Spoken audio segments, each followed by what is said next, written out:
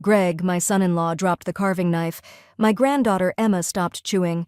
For 10 straight years they celebrated Thanksgiving under my roof, without inviting me. This year I came early, not with pie, with paperwork. I slid the signed sale contract across the table. I figured if I'm not welcome at the table, I said, then neither is the table. We're about to begin, but if you'd like, share where you're joining from. It reminds me this story doesn't echo into silence. It lands somewhere real. Drop it in the comments, and don't forget to subscribe. The message came at 8:14 a.m. sharp. We're keeping it small this year, hope you understand. Elaine Morris stared at the screen like it had spoken aloud. The heart emoji sat there, like a sticker slapped over a bruise. She didn't reply. Not right away. She just set the phone down, slow, like it might break, and walked into the kitchen, where the morning light painted pale gold lines across her quiet countertops. The house was too quiet. Always was this time of year. Once you couldn't hear yourself think over the chatter, laughter, and oven timers. Now it was just the dull hum of the fridge and the occasional creak of old pipes. She walked over to her desk near the bay window and clicked open her laptop. A familiar ache bloomed as soon as the screen loaded. Instagram, Facebook, Tanya's public-facing universe. There it was, a post titled Holiday Vibes Incoming, Grateful AF, over a carousel of images, a catered menu, imported garlands, personalized RSVPs tucked into gold envelopes. The caption said, "So excited to host another year of memories in Mom's beautiful old house." Elaine blinked. Another year? Her cursor hovered over the heart button. Not to like, never to like. Just hovering. 10 years, 10 Thanksgivings, each one a little colder. First came the, "Oh no, must have forgotten to loop you in." Then it was, "We figured the travel would be hard on you." Eventually, it became this. A bland, practiced exclusion. Warm smiles for the internet, silence for her. She picked up her phone again and typed her reply with steady hands. "Of course. Have a lovely dinner." Send. There, that would be her part in it. Silent compliance. A knock came. 2 raps, familiar in rhythm. Elaine didn't have to check. Only one person knocked like that. She opened the door to find Mavis on the porch, bundled in her cranberry peacoat holding 2 takeout cups. "I brought caffeine and mischief," Mavis said, stepping inside. "You looked too still in the window." Elaine managed a smile. "Then you must have excellent binoculars." "I have excellent instincts. What happened?" Elaine didn't answer right away. She took the coffee, walked to the kitchen, and leaned against the counter. A breath caught in her throat, sharp and stubborn. "Another year off the guest list," she finally said. Her voice was calm. Too calm. Mavis let that sit for a beat. "Was it an accident this time?" Elaine's laugh was short, bitter. "It was catered." Mavis's mouth twitched into a frown. "Jesus! They've got monogram napkins this year. Tanya's initials, not mine." Elaine sipped her coffee, the warmth burning just enough to anchor her. Mavis moved to stand beside her, gazing out at the hallway.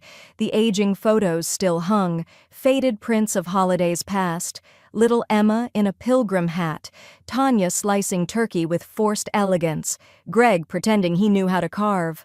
"I remember the first Thanksgiving in this house," Mavis said. "You made pumpkin pie from scratch. The real way, with roasted puree, not the canned crap." Elaine gave a small nod. "It's the first time Tanya said I was doing too much." They stood in silence, the decades echoing around them. "You ever think about leaving it behind?" Mavis asked, eyes scanning the house like a battlefield. Elaine took another sip, then walked into the living room.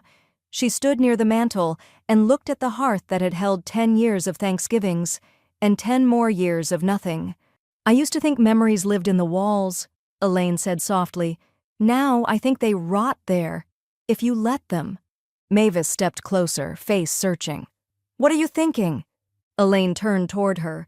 The morning light caught the silver in her hair, made her look almost spectral, half in this world, half already walking out of it. "I'm thinking," she said, voice firm now, "it's the last holiday they'll forget me in this house."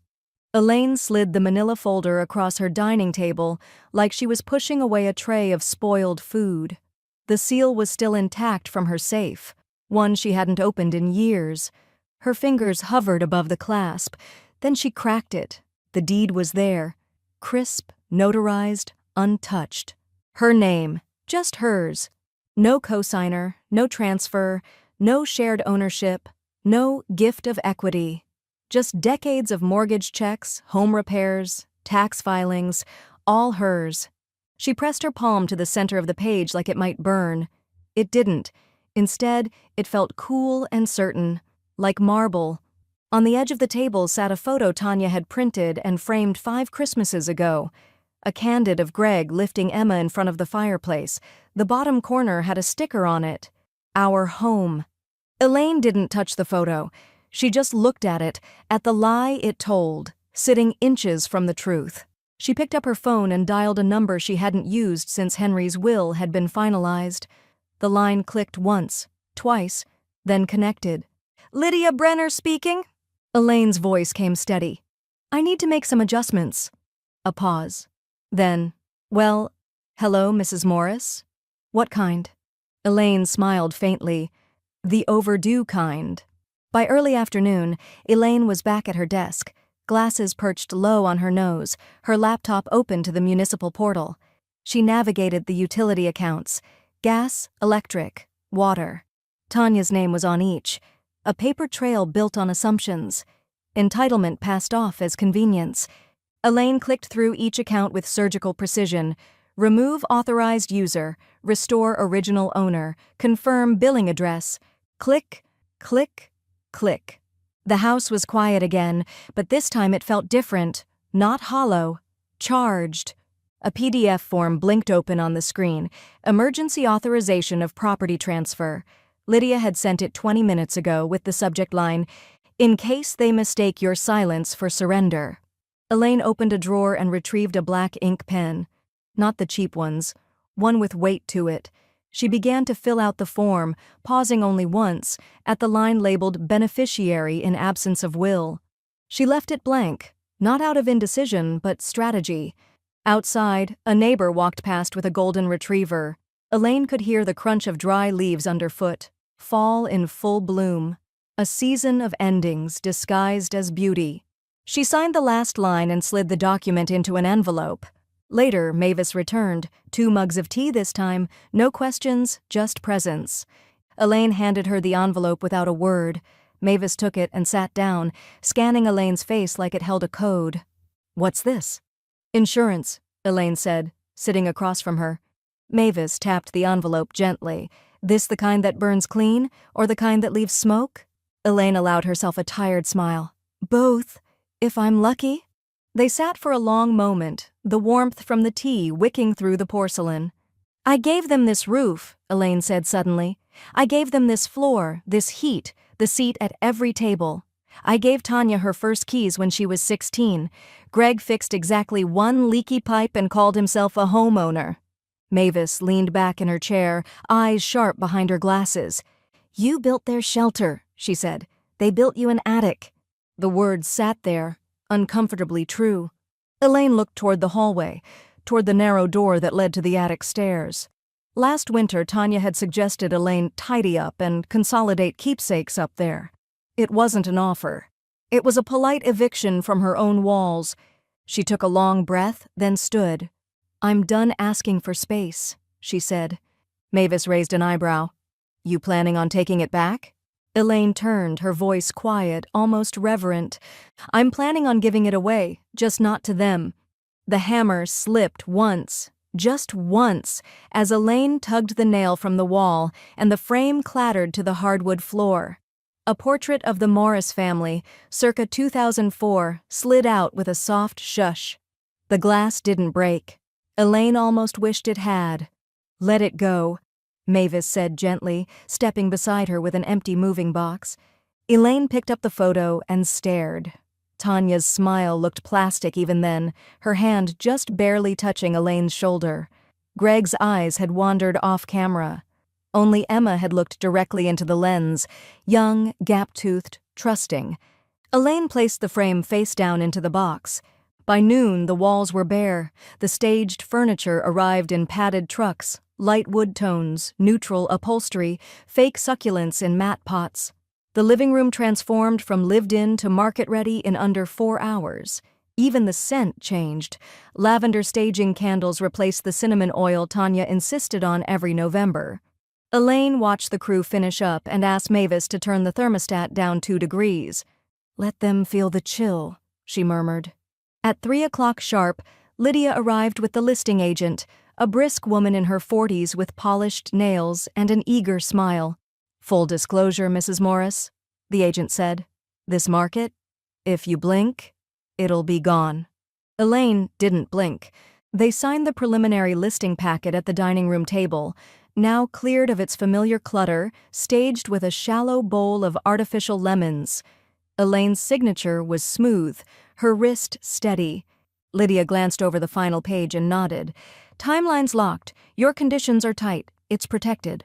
Elaine folded the packet, stood, and said simply, "Good." As the women left, Mavis lingered by the front window. "Do you feel it yet?" she asked. Elaine reached for the light switch and turned it off. The chandelier dimmed like the curtain closing on a stage. "I feel them getting smaller," she said. Later that evening, Elaine sat with her feet up, sipping black tea as her phone buzzed on the side table. "Emma, Mom said you're staying quiet this year. True?" Elaine stared at the text. For a long while she said nothing, then her fingers began to move, slow and precise like she was writing with ink instead of thumbs. "Very true. And permanent." She hit send, set the phone back down, took another sip. Outside, the sun was setting, casting the house in a kind of bruised gold. The for sale sign wasn't up yet, but in her mind it already was, planted in the lawn like a flag of quiet rebellion. Another buzz. Elaine didn't need to check the screen. The tone of it was familiar. Tanya had posted. She unlocked the phone, tapped into Facebook, and there it was. A posed photo of Tanya and Greg on the porch, wine glasses in hand, captioned, "So blessed to have inherited such a beautiful space. Can't wait to fill it with memories." Inherited. Elaine's lips barely moved, but a whisper escaped. "Not yet." She took a screenshot, opened her email, and attached it to a message addressed to Lydia. Subject, "Not yet." She hit send. Then she stood, walked to the front window, and opened it just slightly, just enough to let the evening air in. From down the block, someone was barbecuing. Laughter from another porch drifted in on the breeze. For a moment, it almost felt like a holiday. Almost. She closed the window gently, turned, and looked back at the empty walls of the living room, walls that had once echoed with family noise. Now they echoed with possibility. Her phone buzzed again, but she didn't look. Elaine moved through the kitchen like she was walking through someone else's memories, each step a collision with what used to be hers. The long butcher block island, once covered in pies and casseroles, now sat polished and bare. The double ovens, upgraded by Tanya as a gift 3 Thanksgivings ago, gleamed with disuse. No scent of sage, no hint of cinnamon rolls at dawn. Just lemon cleaner and whatever trace of garlic the stagers hadn't scrubbed away. She paused near the pantry door and let her fingers graze the faded sticker Emma had stuck there as a child. A cartoon turkey with googly eyes. Tanya had tried to peel it off once. Elaine had told her no. She'd said it was a piece of time. Now it felt like a breadcrumb out of a past she didn't need anymore. She opened the cabinet above the wine fridge, searching. They were tucked in the back, Tanya's crystal stemware etched with her initials in gold, TM, a wedding gift from someone who thought monogrammed glasses equaled permanence. Elaine pulled one out, held it to the light. Dustless, pristine. A woman who never really cooked, never really poured, never truly hosted, but always made sure her name sparkled on display. Elaine placed all 6 glasses carefully into a cardboard box labeled donation. She sealed the lid. By mid-afternoon, Elaine sat at the kitchen table with her laptop open and Lydia on speaker. "I've registered the LLC," Lydia said, tapping something in the background. "It's structured under the name Elm and Bone Holdings, with your trust as sole owner." Elaine raised an eyebrow. "That's dramatic." You're selling a memory. Might as well dress it for the occasion. Elaine allowed a quiet chuckle. I like it. It's clean, anonymous, tax efficient, Lydia continued. No names visible in the listing. If they try to interfere, it won't go anywhere.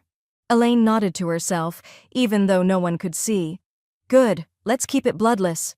Lydia paused. You say that, but they're going to feel it. Elaine leaned back in her chair, eyes drifting to the bare kitchen walls. That part's not up to me. Her inbox pinged. New message from Greg Morrison. Subject, Thanksgiving prep notes. Body. Hi, Elaine. Just a quick ask.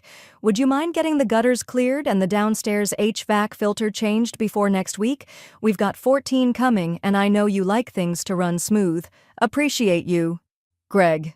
Elaine stared at it for a moment, then reread the subject line. Prep notes. As if she were staff. As if this were still their house. She typed 3 words. Nothing more. Handled. Regards, Elaine. Send. She didn't add a smiley face. That night, Mavis returned after dark, brushing wind-blown leaves off her coat as she stepped inside. Wine or bourbon? Elaine asked, already heading toward the sideboard. Mavis glanced at the flickering candle on the table. Surprise me? Elaine poured them both a glass of red, one of the good ones from the basement stash Tanya didn't even know existed. They sat near the front window, the for-sale documents stacked neatly on the coffee table like a quiet declaration of war. I can't believe it's happening, Mavis said. You're actually doing it. Elaine lifted her glass. No, I'm finally undoing it. Mavis clinked her glass to Elaine's. To clarity. Elaine sipped, then added, and to silence, when it finally means peace. They drank. The room wrapped in amber light and the hum of a house slowly untethering itself from its history. Elaine's phone buzzed again, this time with an alert from the property listing site. Your listing goes live in 16 hours. She stared at the screen. 16 hours until the house she gave them became the house they never really owned. 16 hours until the final course began. The offer came in before breakfast. Elaine had just finished rinsing out the coffee pot when the email pinged her phone, a vibration more satisfying than she expected. She padded back to the dining table, glasses sliding onto her nose, and opened the message. All cash. 12% over asking. 10-day close. No contingencies. Attached, proof of funds, signed intent, and a note from the buyer's agent that read, they want it off the market before anyone else notices. Elaine read it twice, then once more, slower, not because she didn't understand, but because the magnitude of the moment needed honoring. A decade of shrinking into herself, erased in one stroke of buyer urgency. She called Lydia. I have the offer, Elaine said, voice like stone warmed by sunlight. I've already reviewed it, Lydia replied. It's solid, better than I expected. They must really want it. They don't even know what it is, Elaine murmured. There was a pause. Are you ready to sign? Elaine didn't hesitate. I'm beyond ready. They arranged a digital signature session. Lydia sent the documents, and Elaine opened them right there at the dining table, surrounded by candle stubs, packing tape, and a stack of yellowed recipe cards she didn't have the heart to throw out just yet. She scrolled, signed, confirmed. The house was now under contract. The knock came just after noon. Too soft to be the mailman, too confident to be a stranger. Elaine opened the door. Tanya stood there with sunglasses pushed back into her hair, a smile far too bright for the gray November sky. She held a canvas tote bag and wore her holiday prep boots, brown suede, no scuffs. Performance ready. Hey, Mom. Tanya breezed past the threshold before Elaine could speak. Hope I'm not interrupting. I was in the area and realized I left the big silver tray here last year. The one with the fluted edges? Elaine didn't move to help. The tray's boxed up, she said evenly. With everything else. Tanya froze mid-step, turning slowly. Everything else? Elaine nodded, calm as ever. You'll need to bring your own next year. Tanya blinked, laughed like she was on a delay. What's that supposed to mean? Elaine didn't answer. She just held Tanya's gaze for a beat too long. A pause that said more than any speech could. A pause full of locked files, power of attorney forms, LLCs with beautiful names and no visible ties. Tanya's smile wavered. She shifted her tote bag from one shoulder to the other. "You're acting kind of cryptic." Elaine tilted her head. "Am I?" Tanya squinted, like she could read something in her mother's face she hadn't noticed before. "Well, anyway, just let me know if you come across it. We've got 14 coming Thursday." Elaine stepped aside, gesturing toward the door. "Safe travels." Tanya didn't move right away, but eventually turned and walked out with the same forced bounce she'd walked in with. She didn't look back. Elaine closed the door slowly, like sealing a vault. That evening, Mavis arrived with 2 slices of pecan pie in a bakery box and a smirk that bordered on proud. "They came by," Elaine said as they sat near the front window. "Tanya." "I figured," Mavis said, passing her a plate. "Did she notice the air shifting?" Elaine took a bite. "She asked for a tray." Mavis laughed, loud and unfiltered. "They always think they're arriving. They never imagine they're being escorted out." Elaine sipped her tea and watched the porch light flicker on outside. She didn't say it aloud, but she could feel it in her bones. The house they thought they'd grow old in was already sold. They just hadn't realized it yet. Elaine stood at the front door just after dawn, still in her robe, watching the locksmith finish his work. He was a young man with calloused hands and no interest in small talk, just the way she liked it. "New deadbolt, smart keypad, clean install," he said, wiping his palms on his jeans. "Code's whatever you set it to. Here's the reset card and backup keys." Elaine nodded, taking the sleek envelope without comment. She watched as he gathered his tools, then walked him to the edge of the driveway. "Appreciate the early call," he said, tossing his kit into the truck. Elaine only replied once he was already buckling in. "I needed it done before the guests arrived." He gave her a polite, confused smile. "Hope you get some peace and quiet." She didn't correct him. He drove off, and she stood in the chill morning air for a beat longer, envelope clutched in hand. Then she crossed the street, where Lydia waited with her trunk open. Elaine dropped the backup keys and reset card into a slim metal safe inside the car. Lydia clicked it shut without ceremony. "Anything else they think they own?" Elaine gave her a tired smile. "Only time, and it's nearly up." The sky was gunmetal gray by late morning when Tanya pulled into the driveway, music blaring from her SUV. In the passenger seat, a bundle of white and gold linens, embroidered with her initials, spilled over like royal banners. She bounded up the porch steps with the energy of someone who still thought she ran the show. She punched in the same code she'd used for years, the last 4 digits of Elaine's wedding anniversary. Denied. She tried again, slower. Denied. The keypad blinked red. Tanya froze. Elaine opened the door before she could knock. She wore her house sweater, the soft gray one with elbow patches Henry used to tease her about, and a calm, almost amused expression. Tanya blinked. "Did you change the code?" Elaine leaned on the frame. "We won't be needing linens this year." Tanya laughed, but it was brittle. "What? Why?" Before Elaine could answer, Greg appeared behind her, clearly having been summoned from the car. He stepped up in his usual puffed chest, furrowed brow, cheap cologne leading the way. "Elaine, what's going on? We have guests arriving in 3 days. Don't make this into a thing." Elaine tilted her head slightly. "Guests don't arrive at homes they don't own." Greg's mouth opened, then closed. Tanya's jaw tightened. "Is this about the tray again?" Elaine didn't flinch. "No, this is about the deed, and the locks, and the silence I sat in for 10 Thanksgivings while you all made yourselves at home." Greg's laugh had no humor in it. "You're not seriously kicking your family out." Elaine didn't answer that. She didn't need to. Across the street, Mavis stood on her porch in a plaid scarf, coffee mug in hand, watching the scene unfold like the third act of a play she already knew the ending to. She raised her mug when Elaine glanced her way. Elaine raised an eyebrow in return. Behind her, the house stood quiet.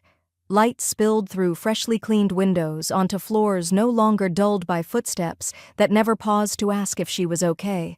"I'd suggest you find a plan B," Elaine said, voice low but firm, "before the weather turns." Greg took a step forward. "You wouldn't." Elaine met his eyes. I already did? Elaine stood at the edge of the living room, watching the last of her furniture disappear into the back of a moving truck. The floral love seat, gone. The cherry wood coffee table where Emma once spilled cider, gone. Even the grandfather clock that hadn't ticked in 5 years, it was going to a historical society. She hadn't cried.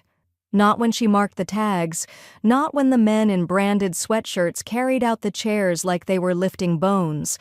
There was no grief left in the furniture, only clearance. The lead mover handed her a clipboard. That should be it, ma'am. They're headed to the donation center now. Want a copy of the receipt? Elaine shook her head. No need. Just make sure they don't end up in a showroom. He smiled politely, not understanding the layers. When the truck pulled away, she stood alone in the near-empty house. Her footsteps echoed slightly on the bare wood floor. The absence was noticeable, but it wasn't loneliness. It was relief finally taking shape. That afternoon, Greg called Lydia. 4 times. The first was cordial. The second clipped. The third left a voicemail that started, "I just think this is all a misunderstanding," and ended with, "There will be legal consequences." By the fourth, Lydia simply forwarded the number to archive. Elaine sat across from her on a park bench when the final call buzzed through. "You want me to pick up?" Lydia asked. Elaine shook her head, eyes on a squirrel digging near the base of an oak. Let him yell into the void. It's his turn. Later that evening, Elaine scrolled her feed and saw Tanya's latest post. A professionally filtered shot of a linen tablecloth, a single taper candle, and a wine glass filled to the rim. Families should stay together for the holidays, always. 117 likes in an hour, pity dressed as piety. Elaine didn't comment. She simply opened her own profile and posted a quiet photo, her front step, broom swept, with a closed envelope resting on the welcome mat. Ownership makes all the difference. 3 minutes later, Emma liked it. Elaine saw her granddaughter's name light up on the screen and paused. That small gesture meant something. A flicker of awareness from the one person she still couldn't bear to lose. She didn't need Emma to choose sides. She just needed her to see. That night, Elaine sat in the attic with a shoebox full of photo albums. No insulation. Just a single bulb casting long shadows across wooden beams. She worked slowly, page by page, unpeeling old photos and slipping them into new, archival-safe sleeves. She skipped the ones with Greg in the center, Tanya's posed smiles, the hostess shots she never earned, but she kept the blurry ones, the messy ones. Emma eating whipped cream straight from the bowl, Henry asleep by the fireplace with a newspaper over his face. Those stayed. She didn't organize them by year. She arranged them by feeling. Just after 10, Mavis appeared with a mason jar of cider still warm from her stove. Elaine took it gratefully, inhaled the cinnamon and clove like it was oxygen. Mavis raised an eyebrow. "How's freedom taste?" Elaine took a long sip. "Like something I forgot I was allowed to want." They stood by the window in silence, watching the lights from Tanya's SUV blink across the street before disappearing again. "They're circling," Mavis muttered. Elaine nodded. "Let them. I'm not the one wandering anymore." Downstairs, a box labeled Photos. Keep sat near the front door. Beside it, another one. Traditions. Return to sender. Elaine sat in her car just down the street, tucked behind the low hedge of the corner neighbor's lawn. The engine was off, her tea thermos warm in the console, and the windshield framed the house like a stage. Inside, Tanya floated from room to room, all motion and performance. She adjusted candles in the front window, fluffed the pillows on the couch Elaine no longer owned. She wore a burgundy turtleneck and gold earrings that caught the late afternoon light. From this distance, she looked serene. But even in silhouette, Elaine could spot it. The tension in the shoulders, the tight jaw, the illusion cracking. Greg hovered behind her, holding a tub of holiday platters. He said something Tanya didn't like. Elaine could see it in the way Tanya's hand flared mid-air like a warning flag. He disappeared into the dining room. Elaine reached for her phone. She opened a draft email and finished typing the line she'd started that morning. Subject, final walkthrough availability. Body, Wednesday works, noon. Let me know if buyer needs code. She signed it simply, Send. She put her phone away and watched Tanya light the centerpiece candle with a long matchstick, her fingers trembling slightly. Across the windshield, two children on scooters zipped by. One pointed at the house. "They always have the best food," he said. Elaine smiled faintly. One last dinner party in someone else's dream. Her phone buzzed again. Not Tanya, not Greg. Emma. She hesitated, then answered. "Hi, sweetheart." Emma's voice was cautious. "Mom's different, tense. She's not yelling, but she's kind of snapping at everything. Is something going on?" Elaine glanced back toward the house. Tanya now stood near the front door, arms folded, watching the street like she expected someone to arrive. Elaine softened her voice. "I'm okay, Em. That's not what I asked." Elaine paused, then, "I'm free. That's more than okay." Emma went quiet on the other end, then a breath. "Okay, just checking. Love you." "Love you too." Elaine ended the call and turned her focus back to the house. Tanya disappeared inside. The porch lights flicked on. A new car pulled into the driveway, a catering van. Elaine watched as uniformed staff unloaded trays, wine boxes, silver chafing dishes. Greg emerged from the garage trying to direct traffic, but no one was listening. Then something changed. Greg pulled out his phone, stared at the screen, frowned. He walked to the side of the house toward the utility meter box, then back to the porch, clearly frustrated. Tanya joined him, and for a moment they stood there talking, gesturing toward something on Greg's phone. Elaine knew what they'd just discovered. No access. The utilities, power, water, gas, were all in her name again. And the digital dashboard Tanya used to micromanage Thanksgiving prep from her phone? Gone. Password reset. User removed. Elaine leaned back in her seat, letting the warmth of the tea soak through her palm. Across the yard, Greg was dialing someone. Pacing now. Elaine didn't need to guess. At that same moment, the post office truck rolled up to the curb. The carrier hopped out and placed a single white envelope in the box affixed to Tanya's mailbox. Greg, mid-call, noticed and stepped forward. He opened the box, pulled out the envelope, stared. Elaine couldn't see what was inside, but she knew. A change of address notification. All household mail rerouted, control revoked, house still standing, but hollowed at the core. Back in her car, Elaine sipped her tea and whispered almost absently, "They're finally tasting the silence." Elaine sat at her new kitchen island, a steady beam of winter light pouring across the white marble. The condo was quiet, not like the silence of an emptied house, but the kind that offered space to exhale. It smelled faintly of eucalyptus from the candle Mavis brought on move-in day. Stacks of glossy holiday cards were fanned out in front of her, cranberry red, simple serif font, thick stock. Seasons change, so do we. Inside, just one line handwritten in her practiced cursive, "Wishing you peace and place, Elaine Morris," and at the bottom, her new address. Downtown, secure, facing the river. She sealed the last envelope, pressed it shut with the flat of her palm, and placed it gently in the outgoing mail basket. Then, with steady hands, she slid one final card out of the pile. No pre-printed label. She hand-addressed it.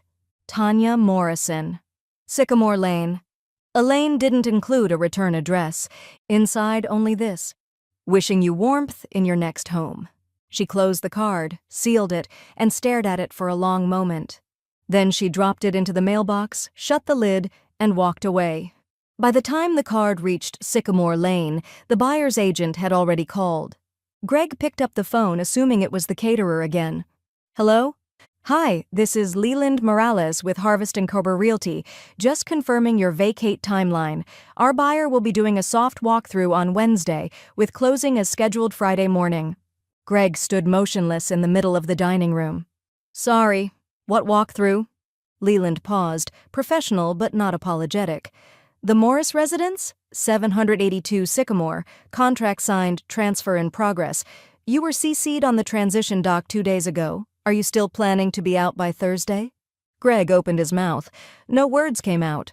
Across the room, Tanya was arranging a charcuterie board, her jaw clenched so tight the muscles fluttered under her skin.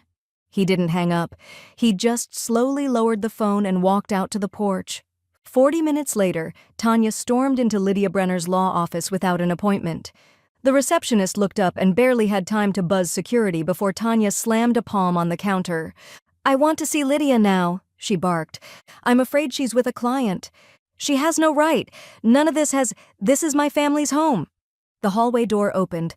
2 uniformed security officers appeared, calm and familiar, like this wasn't their first family meltdown of the season.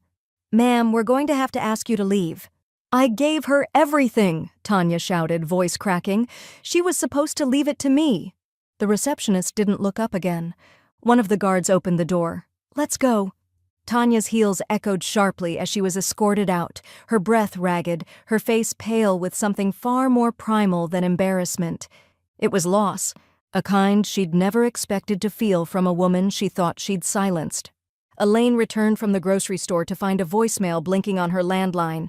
She poured herself a glass of water, set the bags on the counter, and pressed play. It was Emma.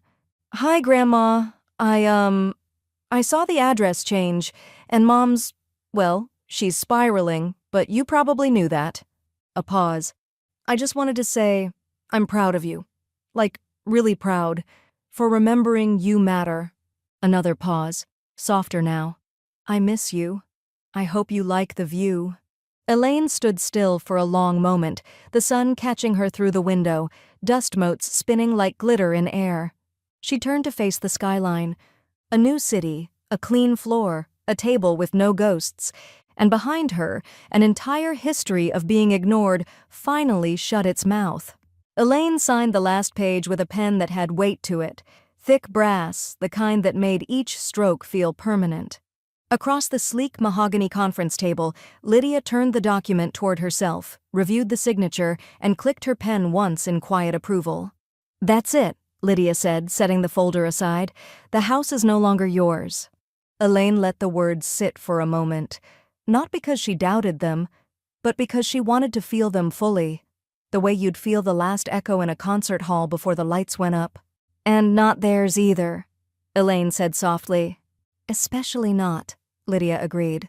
The escrow officer shook her hand with cheerful detachment, oblivious to the gravity of what had just closed, not just a property, but a chapter that had overstayed its welcome.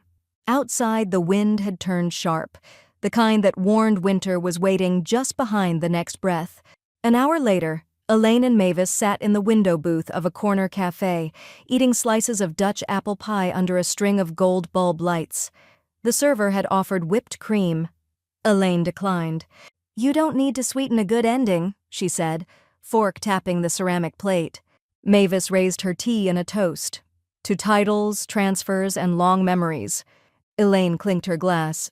"And short leases on entitlement." Back on Sycamore Lane, Tanya and Greg opened the envelope with shaking hands. Inside, a formal notice from the buyer's realty team, certified copy, legalese that stripped the illusion bare. 7 days to vacate, no contingencies, no extensions, no more pretend ownership by proximity.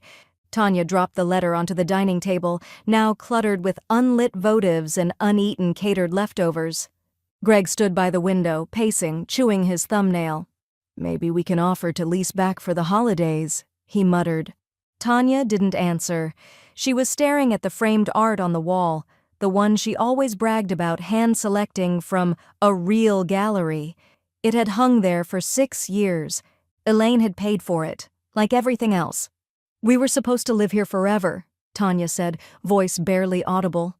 Greg stopped pacing. "It was never ours." She didn't argue. There was no one left to lie to. Elaine received the text while folding linens at her new condo. Unknown.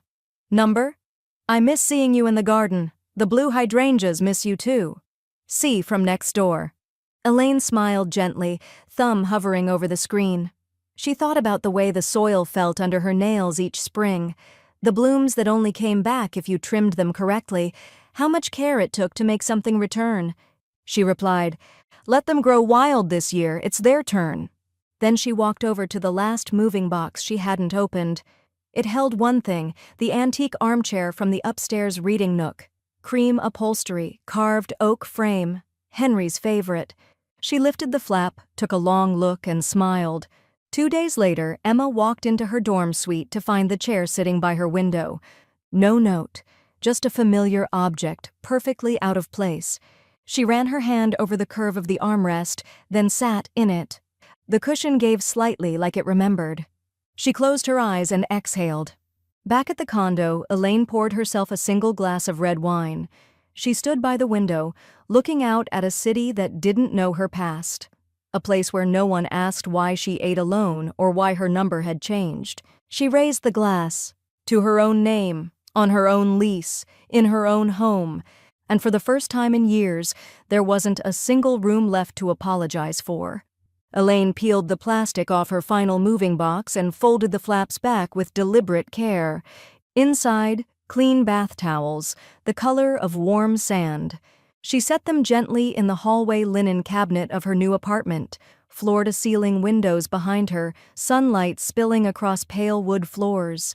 The air smelled faintly of orange blossom and paint. No mildew, no history. She'd spent years shrinking her presence to make others more comfortable.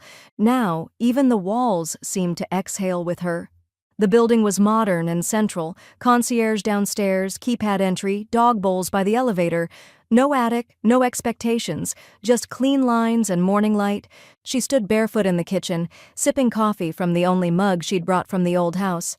It had a faint chip on the handle, and the words, "World's okayest mom," were faded from years in the dishwasher. She never liked it. Now she loved it. There was a knock at the door. She opened it to find Emma standing there with a brown paper bag and hopeful eyes. "I brought bagels," Emma said, "and a stupid amount of cream cheese." Elaine stepped aside.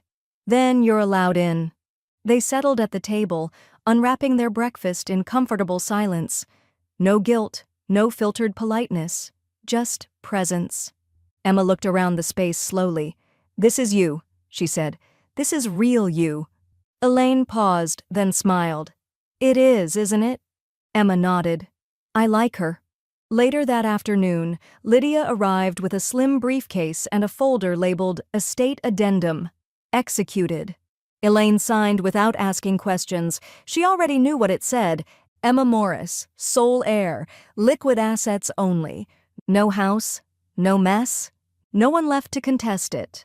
Lydia looked up after the final signature. "You sure you don't want to send them notice?" Elaine shook her head. "The silence will get there faster."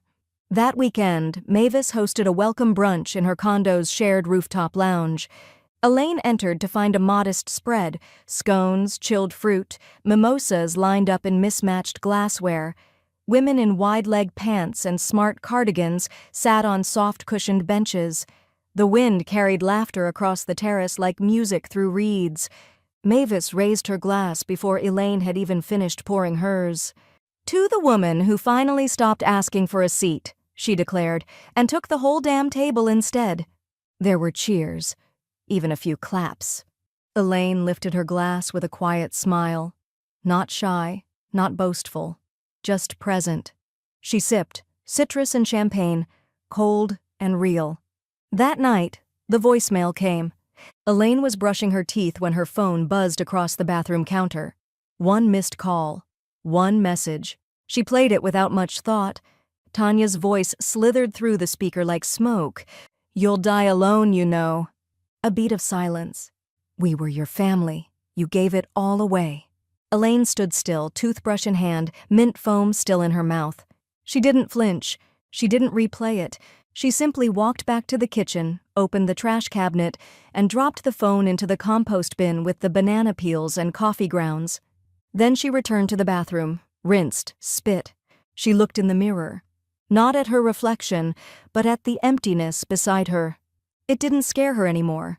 Elaine tapped her phone screen without thinking, just one more habitual check of the weather. But Instagram opened instead. A sponsored post flickered past. Then an image she didn't expect. A familiar dining room now dressed like a holiday catalog.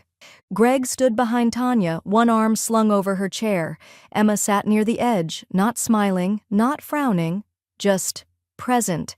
Two other guests Elaine didn't recognize filled the background. The table was dressed in gold, plates overcharged with garnishes. Every inch looked curated. She counted the place settings. 7. Elaine's breath didn't hitch. It didn't stop.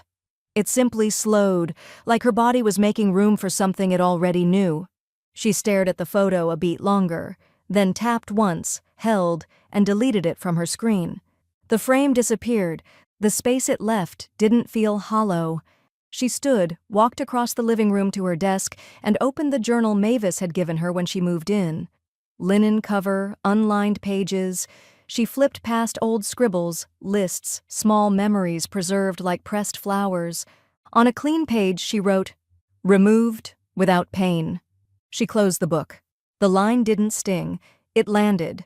That evening, she pulled out a fresh sheet of stationery from the drawer and began a letter, not typed, not texted. Written. "Dear Emma, don't inherit the silence. It's heavy. It convinces you it's safer than speaking. That stillness is grace. It's not. It's erasure dressed in manners. Love loudly. Refuse quietly. Walk away when they need you to stay, and stay when no one thinks you will. You are not theirs. You never were. That's why you're still whole. Love, Grandma." She signed it carefully. No flourish. Folded it, sealed it. Set it aside. Not to be sent just yet. Some things needed to wait until they were ready to land. The next morning, a thick envelope arrived from Lydia, final estate packet. Inside were notarized copies of every executed document, every amendment, every signature that had been ignored for too long. The new trust details were crisp and in order. The final tab read, "Status sealed." Elaine ran her hand across the embossed folder like a table she'd finally cleared. She walked to her hallway shelf where the usual mementos stood: Henry's compass, a dried lavender bundle, a framed recipe card in her mother's handwriting. There was space beside them. Elaine opened a small black box from the drawer and removed her new mailbox key. Matte brass, heavy, unassumingly permanent. She placed it inside a slim white frame and set it on the shelf. No caption, no label. Just the quiet assertion of ownership. Her name on the buzzer. Her silence, now chosen. That night, as wind whispered down the alley below, Elaine stood by her window, city lights flickering beyond her reflection. Behind her, her phone buzzed once, a message from Emma. No words, just a photo. A picture of the antique chair Elaine had sent her, now wrapped in a cozy blanket, a cup of tea resting on the arm. Emma's feet were in the frame. Bare. Relaxed. Elaine didn't reply. She just stared at the photo, then set the phone down on the windowsill, warm glass against cold air. She let the stillness stretch, not as punishment, but as peace. Tanya stood in the kitchen, holding an envelope she hadn't expected and didn't ask for. It had arrived without a return label, hand-delivered through Lydia Brenner's office by courier. Inside was a single document, a certified copy of the full title history for 782 Sycamore Lane. No preamble, no cover letter, no explanation. Just a chain of signatures, each one legally binding and entirely unambiguous. She carried it to the dining table with the air of someone bracing for a mistake to be proven, hoping, perhaps, for a technicality to cling to. But the ink didn't lie. On the second page, midway down, was the original deed of transfer, the buyer's name printed in clear serif font, Elaine Margaret Morris. Date of purchase, November 17th, 1993. No joint owners, no co-signers, no provision for succession, no mention of inheritance, just her mother's name. Tanya stared at the signature, solid even, written in the confident cursive she used to forge on permission slips in middle school. She imagined Elaine in some county clerk's office 32 years ago, pen in hand, a house key already in her purse. She had bought the home long before Tanya ever assumed it would be hers. And yet, Tanya had lived inside it, as though possession were the same thing as ownership. Across the room, Greg knelt on the floor next to a half-packed moving box. He was silent now, taping shut the one labeled dining room, seasonal. His mouth was tight, brow furrowed, but he made no comment. His hands moved steadily, as if packing might keep reality at bay. Tanya didn't speak. She folded the document once, then again, and placed it carefully back into its envelope. Her chair scraped lightly against the hardwood as she stood and left the room without a word. The deed didn't change the facts. It just confirmed what she'd been unwilling to face. The house had never been hers, and now it never would be. In a quieter part of the city, Elaine stood beneath the arched doorway of the Columbus Historical Society, carrying a carefully labeled box in her arms. It wasn't heavy, but she held it like something sacred. The volunteer at the front desk, a woman named Kay with soft eyes and a chunky knit cardigan, looked up from her computer and offered a warm smile.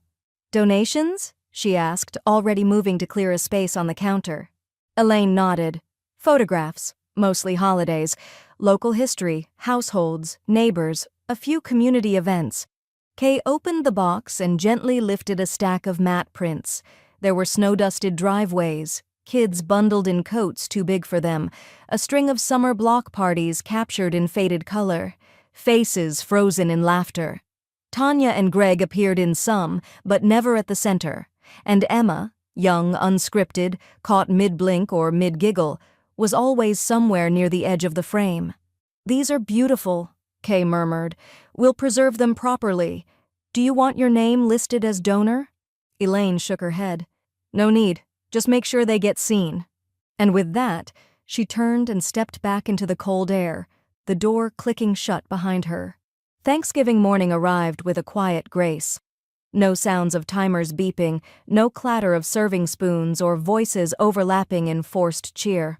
The city felt still, suspended in a soft gray sky. Elaine walked through the front doors of a modest art gallery tucked along High Street, one she'd passed a dozen times but never entered. Inside, the lighting was gentle and golden, and the scent of fresh paint mingled with something citrusy, maybe grapefruit. Her boots echoed on the concrete floor as she moved from piece to piece, letting each brushstroke speak louder than any conversation she might have had elsewhere.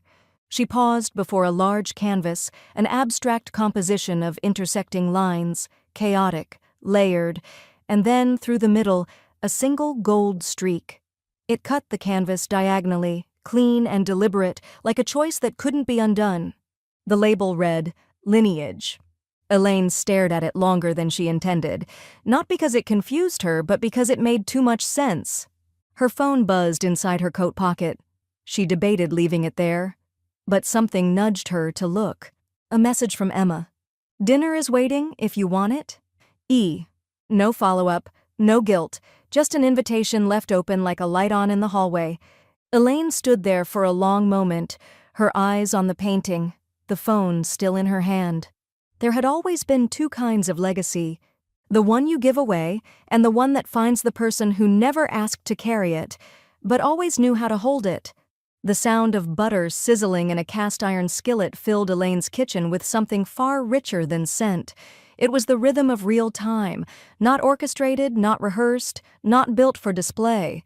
The onions she stirred turned translucent under her wooden spoon, their edges curling like letters from a language she'd almost forgotten how to read. Behind her, Emma worked silently, rinsing herbs in a colander and swaying slightly to a playlist playing low from Elaine's phone. There was no trace of the usual holiday hysteria, no timer alarms, no over-rehearsed laughter, no awkward guests glancing at their watches. Just the occasional clink of silverware, a sigh of roasting vegetables from the oven, and the comfortable quiet that can only come from people who've already survived the hardest conversations. Elaine handed Emma a towel for the herbs and nodded toward the open bottle of Chardonnay on the counter. "2 glasses," she said softly, not a suggestion but an invitation. Emma poured without needing to ask which glass belonged to whom. They sat at the small round table near the window, where the late afternoon light fell in a single perfect stripe across the floor. A modest roast rested under foil. Mashed potatoes waited on the stove. The stuffing was already in its dish, still warm but no longer steaming. "So," Emma said after a sip, "I burned the rolls. Twice." Elaine smiled faintly. Tradition maintained. Emma looked around, taking in the simplicity. No centerpiece, no monogrammed anything, just the scent of thyme and lemon. Just the quiet. "This feels Strange, Emma admitted. Not bad, just different. Elaine leaned back in her chair and folded her hands. That's the thing about rewriting history, she said. You lose the choreography, but you gain your own footing. The doorbell rang, a soft chime that startled no one. When Elaine opened the door, Mavis stood there with a grin and a bakery box clutched under her arm. She was already loosening her scarf, her cheeks pink from the wind. Store-bought pie, Mavis announced, because I've had it with martyrdom and rolling pins. Elaine held the door wider. Thank God. They set the pie on the counter and returned to the table. Mavis poured herself a splash of wine and leaned back, eyes scanning the room with visible relief. Emma looked between them. I think I didn't realize growing up how much you were doing, she said slowly. I assumed you liked being in charge, hosting, holding everything. Elaine's gaze didn't soften or harden. It held steady. You weren't supposed to know. That was part of the job. Emma reached for her hand. We thought it was your job. I'm sorry. Elaine didn't withdraw. Her thumb brushed lightly over Emma's knuckles, a small motion that felt like both acceptance and correction. Don't be sorry, she said. Just be better. Mavis raised her glass. I'll drink to that. They ate without ceremony, serving themselves from the center of the table, no one offering forced seconds, no one tallying who ate what. At one point, Mavis put her fork down, sighed contentedly, and said, This tastes like an exhale. No one needed to explain it. When the plates were cleared and the last of the pie was gone, one slice left intentionally untouched for morning, Elaine opened the drawer near the hallway and pulled out a small beeswax candle. She placed it in the center of the table. This was Henry's, she said. He used to light it when we didn't feel like decorating, called it just enough ceremony. Emma leaned forward with the lighter. Can I? Elaine nodded. The wick took flame easily, flickering for a second before steadying into its glow. The light wasn't bright, but it filled the room the way memory does, soft, imperfect, unafraid to occupy space. No one spoke for a long time. They just watched the candle burn. No toasts, no speeches, just a moment reclaimed without apologies. Later, as Mavis pulled on her coat and Emma helped stack dishes in the sink, Elaine stepped briefly into the hallway, retrieving a small envelope from her front table. She didn't open it. She simply turned it over in her hands, once, twice, as the laughter of the women in her kitchen reached her in gentle waves. Legacy, she realized, wasn't about what you handed down. It was about what you refused to carry forward. And in that moment, with no one asking her to play hostess, no ghost expecting her to shrink, she knew. She had rewritten Thanksgiving. And this version finally had her name on it. The city outside Elaine's window glowed with the golden hush of evening, the kind that made everything, from high-rises to hydrants, look touched by kindness. From the 11th floor, she could see the river threading its way between buildings like it had somewhere steady to go, even when people didn't. Elaine stood by the glass barefoot, a mug of warm cider in her hand. Her reflection was soft in the pane, softened further by the halo of lamplight behind her. The room didn't hold shadows in the corners anymore. Not like the old house where silence had clung to the baseboards and forgotten birthdays had echoed off the plaster. Here, stillness was deliberate. It was hers. She sipped slowly and glanced at the notebook on her side table, the linen-covered journal Mavis had given her months ago. She picked it up, turned past the entries, the quotes, the letters she never mailed. The last page was blank. She took the pen from the drawer, its weight familiar in her fingers now, and wrote in small, precise handwriting, "Peace isn't quiet, it's earned." She underlined nothing, added no date. She didn't need to. She closed the journal and slid it into the bookshelf between two novels she hadn't read yet, not because she didn't want to, but because now there was time.